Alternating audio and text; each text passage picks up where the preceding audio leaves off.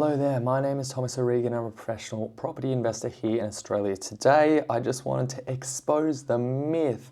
Are units better investments, are houses better investments than units?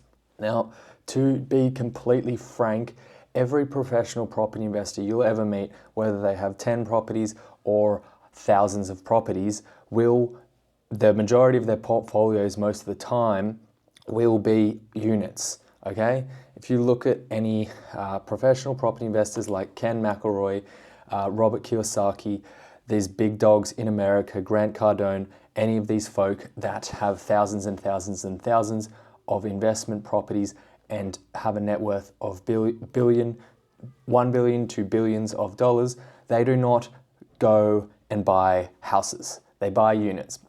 Now, what I really wanted to talk to you guys about is why is a unit a better investment than a house? If you are looking to scale a property portfolio as to a level where you can generate enough income and capital growth to retire yourself, and when I say this as a professional, it's not a side thing, it's not a hobby. As a professional, you will be buying units because sustainably growing a property portfolio, you need the income that is produced via rent from that property portfolio to sustain all the costs of the portfolio itself. It doesn't make any sense to go into business in another business that's not property and say, hey, my idea of this business being successful is to run at a huge deficit, is to run negative cash flows for the benefit of some tax advantages, which is mostly what people get into and where people go wrong when they look at or when they start investing in property